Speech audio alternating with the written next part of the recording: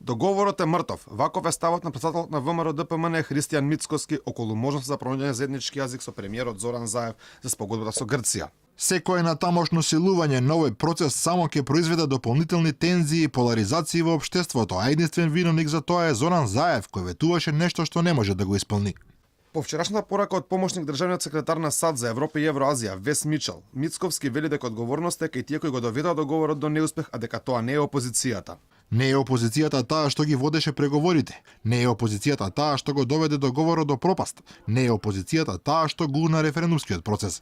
Владата е таа што го режираше, спроведе и урниса процесот. Затоа единствен кој треба да понесе одговорност е Зоран Заев. Коментирајќи го ставот на граначалникот на Кавадарци, подпредседател на ВМРО ДПМН, Митко Јанчев, дека е потребна амнестија за обвинетите од 27 април, Мицковски порача дека тоа е негов личен став, а дека е јасно кажан партискиот.